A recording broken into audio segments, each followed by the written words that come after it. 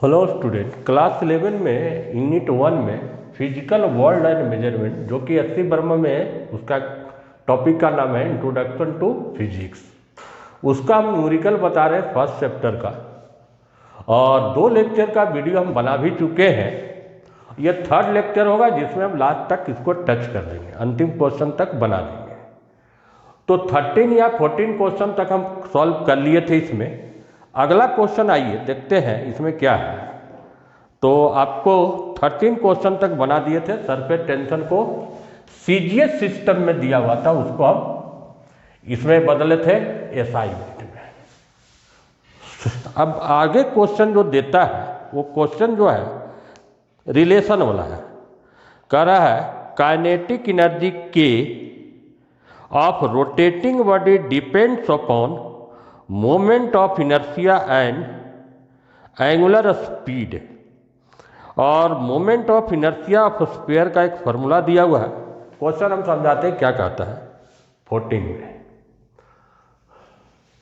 एक body rotate कर रहा है, इसे रोटेट कर रहा है अबाउट एन एक्सिस। अगर कोई बॉडी रोटेट करेगा तो जो काइनेटिक एनर्जी होगा उसको क्या बोलेगा, रोटेशनल काइनेटिक एनर्जी, जिसको क्या से डिनोट किया है, कैपिटल के से। ये 2 चीज पर डिपेंड करता है। पहला आई क्या है, मोमेंट ऑफ इनर्शिया, और सेकेंड ओमेगा क्या है, एंगुलर स्पीड। तो डायमेंशनल मेथड से आपको रिलेशन निकालना है। तो अगर हमको डायमेंशनल मेथड से अगर रिलेशन निकालना चाहते हैं तो ये दोनों का मोमेंट ऑफ इनर्शिया और एंगुलर मोमेंटम और काइनेटिक एनर्जी तीनों का डायमेंशनल इक्वेशन चाहिए। फर्स्ट स्टेप क्या बताए, के डिपेंड करता है कैपिटल के आई पर, इसका पावर दे दीजिए। अब स्क्वायर पर डिपेंड करता है कि क्यू पर, पता नहीं। सेकेंड किस पर डिपेंड करता है आपका, ओमेगा पर, पावर क्या दे दीजिए, बी। तो के बराबर कैपिटल के एक कांस्टेंट स्मॉल के देते हैं, ये स्मॉल के डायमेंशन लेस कांस्टेंट है, आई ए ओमेगा बी। फर्स्ट स्टेप में एक इक्वेशन बना लिया। जैसा कि आपको किताब में इक्वेशन बना भी दिया हुआ है, हम आपको प्रोसेस समझा रहे हैं। इक्वेशन नहीं देगा तो प्रोपोर्शनल करते, पावर देके इक्वेशन बना लेते हैं। अब आइए इसका काइनेटिक एनर्जी या काज का एक ही होता है, तो काज का डायमेंशन इक्वेशन क्या लिखेगा, ml square T minus 2। Moment of inertia of sphere का एक फार्मूला दिया हुआ है, उसी से निकाल देते हैं 2/5 m पर। ये तो नंबर है, मास का m, रेडियस का l, तो l स्क्वायर हो गया। अब एंगुलर मोमेंटम क्या होता है, एंगुलर मोमेंटम होता है ऐसे θ/t, अगर एक रोटेशन होगा 2π/t या 1/t फ्रीक्वेंसी, ये सारा फार्मूला है। तो इसका कोई डायमेंशन है नहीं, तो टाइम का t का रेसिप्रोकल हुआ t-1 हुआ। अब आपका सबका डायमेंशन इक्वेशन लिख लिए। अब क्या करना था, दोनों साइड आपको डायमेंशन इक्वेशन पुट कर देने से a और b का वैल्यू आप कैलकुलेट कर लीजिए। तो काइनेटिक एनर्जी का क्या हुआ, ml स्क्वायर t-2 हो गया। कांस्टेंट का कुछ नहीं हुआ, इसका क्या हुआ, ml स्क्वायर, पावर क्या है a। इसका क्या निकाले थे आपको, t का पावर -1, उसका पावर b। अब आइए m का पावर a, l का पावर यहाँ से 2a और t का पावर कितना, -b। पावर को इक्वेट कीजिए, a = 1, 2a = 2, 2 कट गया तो a = 1, यहाँ से या वहाँ से, दोनों से a का वैल्यू 1 निकला। -b बराबर -2, b बराबर 2। तो फॉर्मूला क्या हो गया, k बराबर स्मॉल के, आई का ए का वैल्यू 1 तो नहीं पुट करेंगे, ओमेगा स्क्वायर। यही रिलेशन आपको डायमेंशनल मेथड से कैलकुलेट हुआ है, जिसमें ये प्रोसेस होता है कि जो जो फिजिकल क्वांटिटी है उसका पावर चढ़ा दीजिए, पावर को डायमेंशन मेथड से उसको कैलकुलेट कर लेते हैं। तो 14 क्वेश्चन समझ गए। 1-2 रिलेशन और देखते हैं इसमें। 15 नंबर में आइए, उसी टाइप का है। Theory of relativity revealed that mass can be converted into energy. The energy is obtained is proportional to certain power of mass and speed of light c, तो वही कहता है कि एनर्जी, आइंस्टीन का थ्योरी कहता है कि मास को क्या में कन्वर्ट कर सकते हैं, एनर्जी में। एनर्जी जो कन्वर्ट हुआ मास का, वो मास पर डिपेंड करता है, लाइट के वेलोसिटी, जिसको क्या से डिनोट की है। अब इसका पावर नहीं मालूम है कि स्क्वायर पर करता है कि रेसिप्रोकल है, तो यहाँ पर पावर ए दे दिया, यहाँ पर पावर क्या दे दिया, बी, और कांस्टेंट देके इक्वेशन बना लिया, एम ए सी का power B, equation 1। Second step में क्या होता है, दोनों साइड आप डायमेंशन इक्वेशन पुट कीजिए, एनर्जी या वर्क का भी निकालें, M L square T minus 2। ये क्या होता है, डायमेंशन लेस कांस्टेंट है, इसका कोई डायमेंशन या यूनिट नहीं लिखिएगा। मास का एम, पावर क्या होगा ए, वेलोसिटी का एल टी माइनस 1, पावर क्या होगा पी, तो इसका पावर ए, एल का पावर बी, टी का पावर माइनस बी। अब आप पावर को इक्वेट कर लीजिए, इक्वेट करने के बाद ए का वैल्यू यहाँ से 1, बी का वैल्यू 2, इसको और इसको इक्वेट किए, इसको इक्वेट किए, और इसको भी इक्वेट कीजिएगा तो बी का वैल्यू सेम आएगा, माइनस बी बराबर माइनस 2, बी भी माइनस माइनस कट गया तो बी का वैल्यू 2। अब आइंस्टीन का जो इक्वेशन, फेमस इक्वेशन क्या है, के एम का पावर ए और सी का स्क्वायर। ऐसे इक्वेशन फाइनली होता है ई बराबर एम सी स्क्वायर। लेकिन डायमेंशन मेथड का जब थ्योरी पढ़ा रहे थे तो उसमें एक डिमेरिट क्या बताए कि इसमें क्या होता है कि डायमेंशन इक्वेशन में जो कांस्टेंट के आता है उसका वैल्यू डिटरमाइन नहीं करते हैं, इसलिए हम आंसर के ही फॉर्मेट छोड़ देते हैं। ऐसे जो भी होगा वैल्यू, जैसे 1 होगा, यहाँ पर कहीं 2 पाई आता है, तो वो जो कांस्टेंट होगा यहाँ पर एक्चुअल में के का वैल्यू 1 है, 1 क्या है, कांस्टेंट है। तो आपको तो पता नहीं रहता है कि 1 दे कि 2 दे या 5 दे कि पाई दे, इसलिए आंसर में आप के को ही रहने दीजिएगा। तो 15 नंबर क्वेश्चन हो गया। अब कुछ ही क्वेश्चन बचा हुआ है, 60 था, 16 है, 3 क्वेश्चन 4 क्वेश्चन और है। आई का था करंट पासिंग थ्रू कंडक्टर, चलिए 17 नंबर आई है current passing through a conductor. Second क्या कहता है, आर है रेजिस्टेंस है, और भी को क्या कहता है, potential difference across the two in. भी को केवल मान लेते हैं पोटेंशियल डिफरेंस। 9 क्लास में आप लोग 9 या 10 में ओम्स लॉ पढ़े होंगे, V equal to I into R. तो ये डायरेक्ट नहीं बोलता कि V equal to I R, कहता कि किसी दो का प्रोडक्ट, जैसे इसको प्रोडक्ट गुना किए तो इसके बराबर, या इसको गुना करके इसके बराबर आया, या आई इंटू भी गुना करके आर के बराबर आएगा। मतलब किसी भी 2 का मल्टीप्लीकेशन, क्वेश्चन क्या कहता है, मल्टीप्लीकेशन ऑफ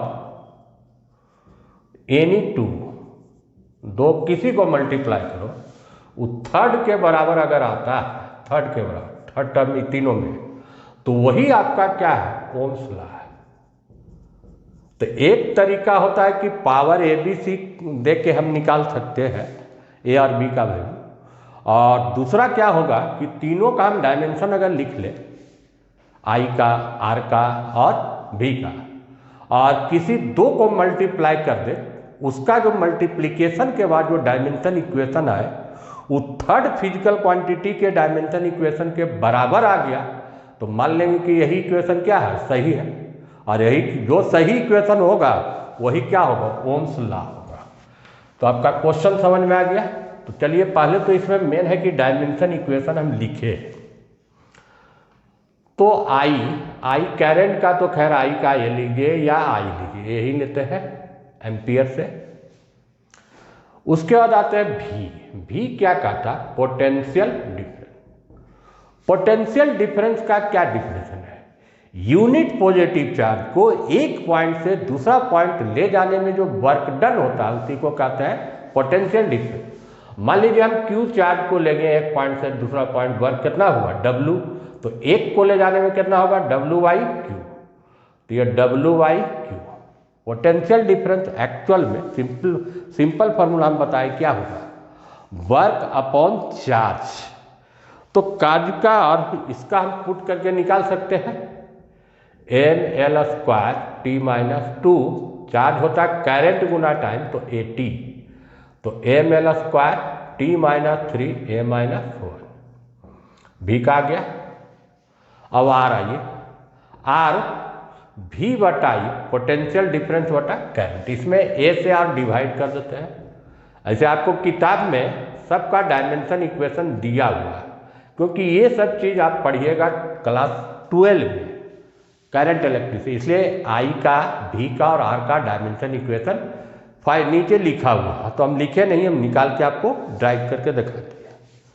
अब आते हैं किसी दो को आगे मल्टीप्लाई कीजिए, मान लीजिए I/V करते हैं, I/V इसमें मल्टीप्लाई कीजिएगा, ये मल्टीप्लाई कीजिएगा तो ये बच जाएगा कितना, ml² T-3, जो not equal to P, R के बराबर तो नहीं आया, तो ये इक्वेशन आपका क्या है, रॉन्ग हो गया, ये इक्वेशन गलत हुआ।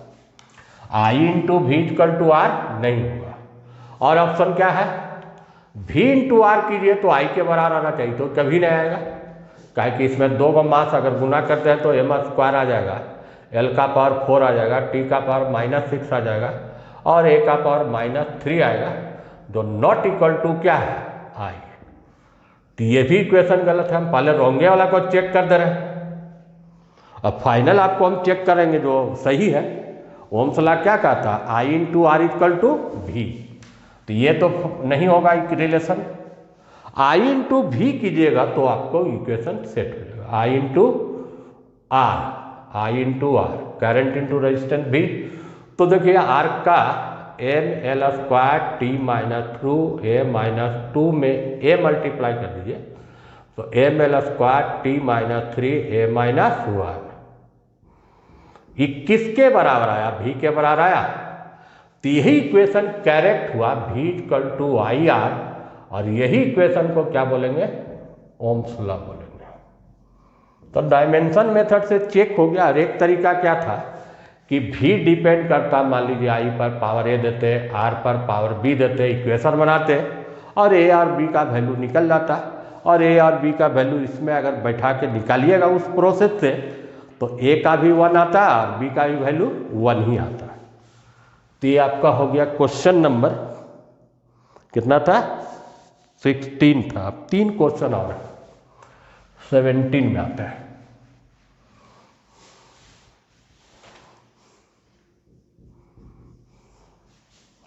सेवेंटीन क्या कहता है, frequency of vibration of a string depends upon length L, उसके बाद है बिटवीन 2 नोट्स एंड टेंशन को F and mass per unit length small m given for the dimension method. क्या कहता है क्वेश्चन में, आप समझिए।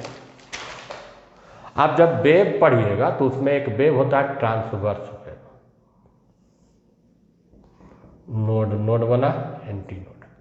जैसे एक रस्सी को कहीं पर पूरे टाइट करके कहीं से प्लग उठा दीजिए तो देखिएगा कि एक वेव इधर से जाएगा और वहाँ से रिफ्लेक्ट होके यहाँ आएगा।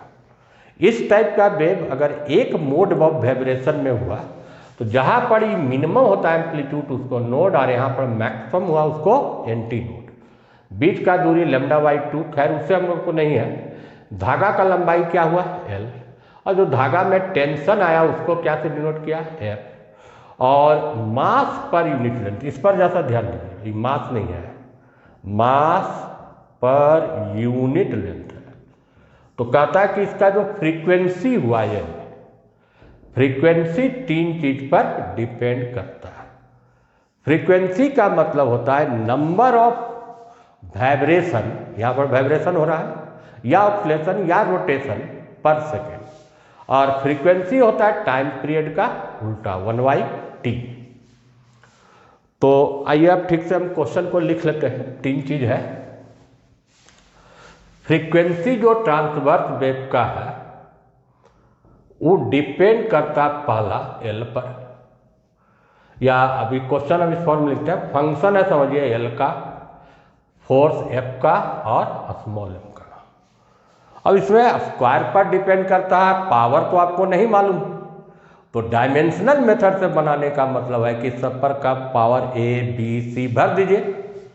जैसे एल डिपेंड करता है एल पर, पावर क्या दीजिए एल, एफ पर पावर क्या दिए बी, एम पर पावर क्या दिए सी, एन इक्वल टू कोई कांस्टेंट दिया L A F B M C, एक इक्वेशन बना ली। अब सारा का डायमेंशन इक्वेशन पुट कीजिए, इस पर जैसा ध्यान दीजिएगा, बहुत इसको मास समझ लेंगे तो मास का एम बैठा दीजिएगा तो रिलेशन आपका गलत होगा।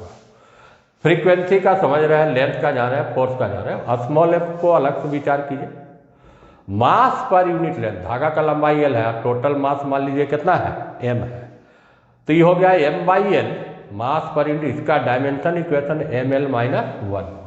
अब हम पुट कर देते हैं, इसका क्या निकाले थे टी का पावर माइनस 1 माने M zero L zero T का पावर माइनस 1, के का कुछ नहीं होगा, लेंथ का एल, फोर्स का M L square T minus 2 power B, और इस पर क्या निकाले एम एल माइनस 1 और इसका पावर क्या है सी है।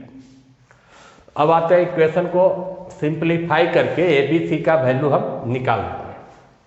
इधर इक्वेशन क्या हुआ M zero L zero T minus 1, इधर क्या होगा देखिए, एम को पहले देखिए, यहाँ से बी यहाँ से सी, मल्टीप्लीकेशन में पावर ऐड कर देते हैं तो बी प्लस क्या है सी, एल पर विचार कीजिए, एल तीनों ब्रैकेट में है तो यहाँ से प्लस 2b यहाँ से माइनस सी ऐड कर दीजिए, ए प्लस 2b माइनस क्या है सी है, और t तो एक ही जगह है तो t का पावर माइनस 2b। अब दोनों साइड पावर इक्वेट करके 3 इक्वेशन बना लीजिए और ए बी सी का वैल्यू निकाल लीजिए। b plus c equal to 0, a plus 2b minus c equal to 0, minus 2b बराबर minus 1, minus minus cancel, b equal to क्या आया हाफ, एक वैल्यू तो निकल गया। b का वैल्यू इसमें अगर हम पुट कर दे तो c का वैल्यू निकल जा रहा है, तो half plus c equal to 0 तो c equal to minus half. चलिए b और c निकल गया, अब रह गया a निकालना, तो ये इस इक्वेशन से निकाल लेंगे। a प्लस 2b है, प्लस 2b, तो इक्वेशन कहीं कंफ्यूज तो नहीं हो रहा है, a का पावर है, l का पावर था a, और ये क्या था पहला टर्म था लेंथ l a, फोर्स में m, अच्छा सॉरी यहाँ गलत हो गया था, m l t माइनस 2 का पावर b होता है, इसलिए यहाँ पर पावर b होगा। सिंपली यहाँ से क्या आएगा पावर b, हमको लग रहा था कि वहाँ पर इक्वेशन गलत है, तो a plus b minus c equal to क्या है 0, a निकालना है, b का value half, c minus minus plus half बराबर 0, हाफ प्लस हाफ कितना हुआ 1 बराबर 0, a बराबर कितना आया माइनस 1, तीनों का वैल्यू निकाल लिया, a minus 1, b half, c का वैल्यू माइनस हाफ। अब इक्वेशन जो बनाए थे डायमेंशन इक्वेशन k के टर्म में, उसमें तीनों का वैल्यू आप पुट कीजिए, तो k l का पावर माइनस 1, उसके बाद फोर्स होगा, फोर्स का वैल्यू हाफ, फिर मास पर यूनिट लेंथ का वैल्यू माइनस हाफ, माइनस को प्लस कर लीजिए नीचे करके, ये हाफ m का पावर प्लस हाफ, तो k बाई एल, हाफ हटाइएगा तो क्या दीजिएगा under root f by m, n बराबर k बटा l f बटा m। यही डायमेंशनल इक्वेशन से हमारा रिलेशन निकल गया। एक्चुअल में इसका रिलेशन ज़्यादा डिफर करता है, क्योंकि कांस्टेंट का मैंने एक्चुअल पढ़िएगा तो 2 पाई ये k अंडर रूट, मतलब k का वैल्यू इसमें कैलकुलेट हमको नहीं होता, बाकी रिलेशन हमारा कैलकुलेट हो गया। अब आते हैं, ये 2 क्वेश्चन समझ में आ गया, इधर क्वेश्चन, अब 2 क्वेश्चन सिंपली बचा हुआ है। लास्ट क्वेश्चन में जैसा इंटीग्रेशन देख रहे हैं, एक क्वेश्चन है, एक यूजेज क्या था, रिलेशन को डायमेंशन मेथड से चेक करना। तो आपको 4 इक्वेशन दिया हुआ है, पहले हम इक्वेशन लिख देते हैं, सबको चेक करते हैं और सब टर्म को हम समझा देंगे अलग से। h पहले लिख लें 2s cos theta rho R G, पहला इक्वेशन ए। बी में कहता है v small v under root P Y rho. C में कहता है capital V pi P R 4 T 8 eta L. और डी में कहता है nu equal to 1/2 pi under root M G L बटा आई। ये चारों इक्वेशन को डायमेंशनल मेथड से चेक करना है कि इक्वेशन करेक्ट है या नहीं है। तो डायमेंशनल मेथड से इक्वेशन चेक करने का क्या तरीका बताया है कि दोनों साइड अगर डायमेंशन इक्वेशन सेम आएगा तो इक्वेशन आपका सही होगा। सब टर्म को अलग अलग समझिए। इधर हम लिखते हैं h है हाइट है, ये सरफेस टेंशन का फॉर्मूला है, एस है सरफेस टेंशन, उसमें पढ़िए तो इसका तो एल बैठा देंगे। एच है surface tension, surface tension previous question बताए थे, फोर्स बटा क्या होता है लेंथ, तो फोर्स का mL/-2, लेंथ का l तो mt-2। चलिए समझ गए। कॉस थीटा तो न्यूमेरिकल वैल्यू इसमें ही होगा। रो डेंसिटी है, डेंसिटी क्या होता है मास बटा वॉल्यूम, मास का m वॉल्यूम का l क्यू l-3।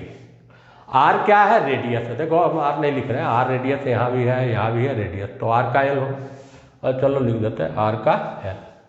g क्या होता है acceleration due to gravity, acceleration का क्या लिखेगा lt-2। सब टर्म समझ गए इसमें। यहाँ आइए, v होता है वेलोसिटी ऑफ साउंड, यह है वेलोसिटी, तो इसका क्या डायमेंशन इक्वेशन होगा lt-1। रो तो आइए गया, प्रेशर एक है, प्रेशर जानते हैं फोर्स बटा क्या होता है एरिया, फोर्स का mL/-2 एरिया का l², तो mL-1t-2।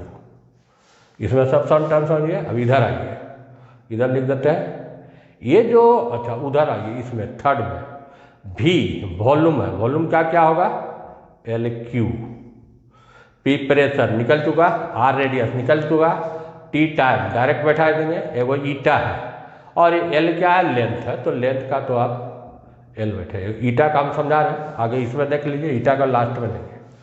न्यू क्या है फ्रीक्वेंसी 1/t t का पावर -1, 2 पाई कॉन्स्टेंट, m का मास का जा रहा है, d एक्सलेशन जा रहा है, लेंथ जा रहा है, I क्या है moment of inertia, moment of inertia का पहले वाला क्वेश्चन बताए थे, स्फीयर का मोमेंट ऑफ इनर्शिया 2/5 mr², तो इसका होगा ml²। चलिए इसमें टर्म, अब एक केवल रह गया इसको समझाना, किसको ईटा को। ईटा वो एक्चुअल में होता है, ईटा होता है कोफिशिएंट ऑफ विस्कोसिटी बोलते हैं, और विस्कोसिटी सब ये जो चैप्टर ये सब है क्लास 11 में आपको पढ़ना है कि 2 लेयर अगर लिक्विड या फ्लूइड का फ्लो करता तो एक टेंजेंशियल फोर्स लगता है बीच में, वो टेंजेंशियल फोर्स उसके रिलेटिव मोशन का अपोज करता है, उस फोर्स को कहते हैं विस्कोस फोर्स, और प्रॉपर्टी को ही क्या कहते हैं विस्कोस ये कोफिशिएंट। ये इसका जो फॉर्मूला होता है, वैसे माइनस होता है साइन लीजिएगा a dv/dx। dv/dx क्या है, ऐसे उसको कहते हैं velocity gradient, change in velocity per unit distance, जैसे जैसे लेयर का ऊपर जाइएगा तो लेयर का वेलोसिटी बढ़ेगा। कोई लिक्विड अगर फ्लो अवस्था में है, dx डिस्टेंस बढ़ाने से वेलोसिटी कितना इंक्रीज किया dv। अब माइनस इसलिए वहाँ दिया जाता है क्योंकि अपोजिट लगता है मोशन का। अब ईटा को हम यहाँ से अगर सॉल्व करना चाहे तो क्या आ जाएगा F गुना dx A गुना dv। फोर्स का M L T minus 2 distance का एल, एरिया का एल स्क्वायर, वेलोसिटी है समझिए, डी वी मैंने वेलोसिटी, एल टी माइनस 1। अब सॉल्व कर लीजिए, एल और एल स्क्वायर इससे मान लीजिए कैंसिल कर ले, एल ऊपर जाके -1 कर देगा और 2 प्लस टी का पावर -1। तो जितना भी टर्म था इस इक्वेशन चारों में, सारा का हम डायमेंशन इक्वेशन लिख लिए। पहले हम काम किए कि क्या किए, लिख लिए। अब आइए एक एक करके हम चेक करते जाते हैं कि सही, सब आप देख लीजिए ऐसे।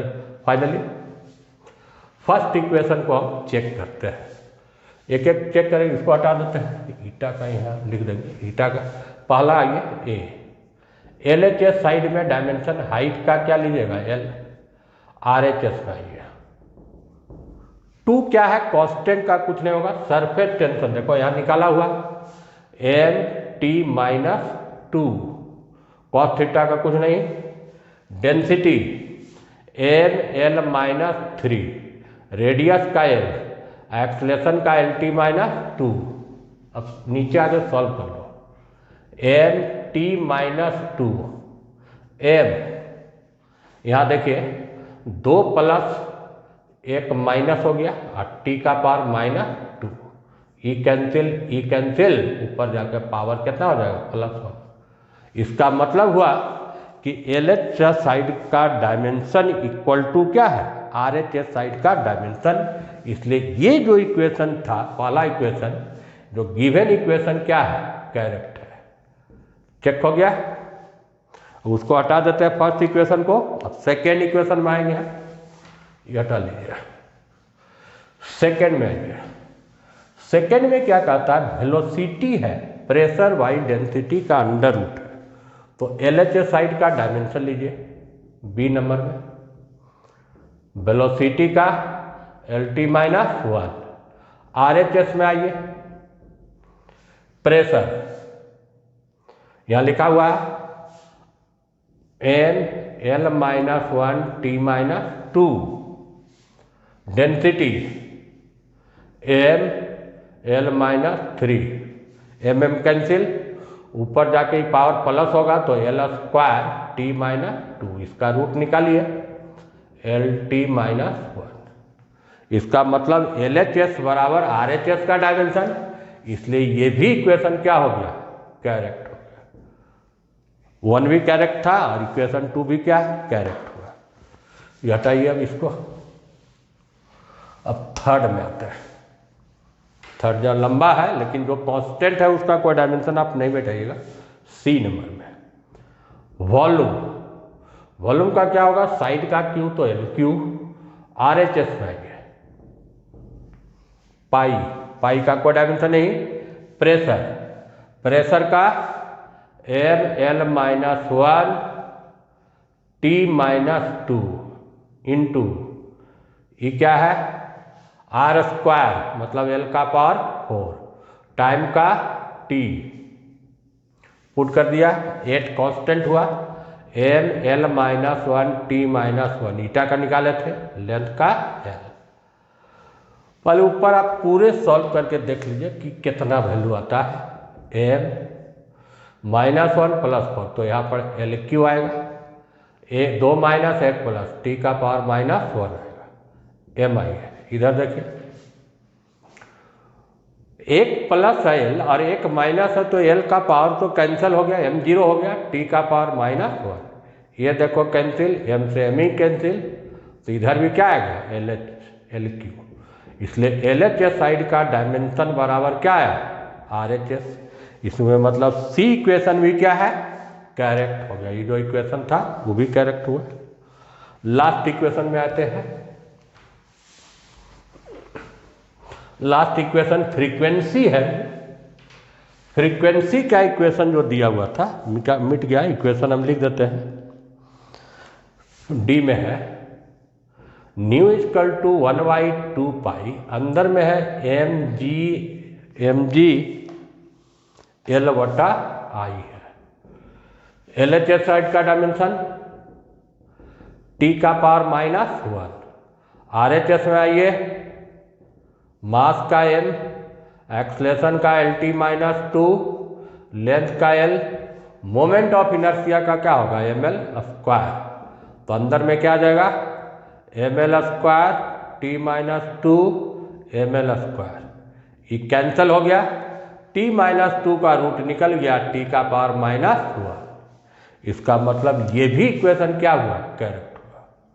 तो फाइनली आप क्या देखें कि जो 4 इक्वेशन था डायमेंशन मेथड से इसको चेक किए तो चारों इक्वेशन आपको करेक्ट आया, ऑल इक्वेशन आर करेक्ट लिखिएगा, इसमें यही रिजल्ट लिखेंगे जो ये जो क्वेश्चन नंबर 18 था, all given equations are correct हुआ। अब आते हैं 19, लास्ट इक्वेशन है, लास्ट क्वेश्चन है।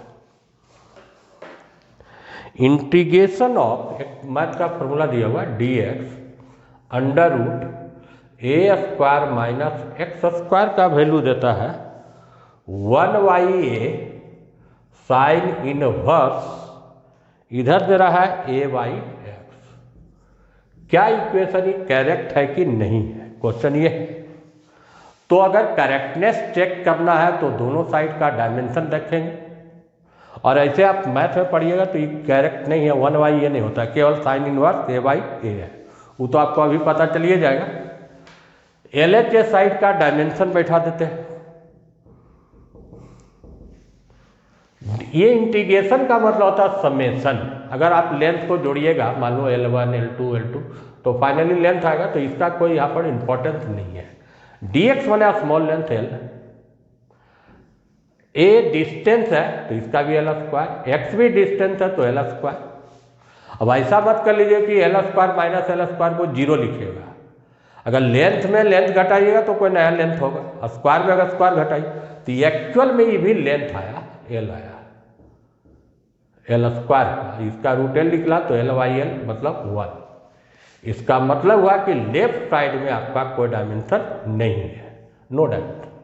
अब RHS में देखिए, अगर RHS में डायमेंशन आ जाता तो इक्वेशन रॉन्ग मान लेंगे, 1/a तो l साइन इनवर्स EVL ये कट गया, ऊपर कर लीजिए -1, साइन इनवर्स 1 का मतलब हुआ 90 डिग्री एंगल हो गया, तो ये एक्चुअल में पूरा का कोई डायमेंशन नहीं हुआ, तो यहाँ पर l का पावर -1, इसका मतलब LHS साइड का dimension not equal to RHS side का डायमेंशन, इसलिए जो गिवन इक्वेशन क्या हुआ नॉट करेक्ट। अगर इसको हम हटा देते, किसको हटा देते, 1/a हटा देंगे तो दोनों साइड नो डायमेंशन आता, तब आपका इक्वेशन करेक्ट हो जाता है। इस ढंग से HC वर्मा का फर्स्ट चैप्टर का 19 क्वेश्चन था, टोटल क्वेश्चन का हम सॉल्व कर लिए, क्योंकि इसमें कम क्वेश्चन था और आप लोग शुरू में जैसा हम छोड़ के बनाएंगे तो दिक्कत होगा, आगे हम जैसा स्टेप बाय स्टेप न्यूमेरिकल बताएंगे, तो पूरा आप रिवाइज कर लीजिए। अगर फर्स्ट चैप्टर स्ट्रॉन्ग कर लीजिएगा तो आगे वाला चैप्टर में आपको क्वेश्चन बनाने में आसान होगा। Thank you.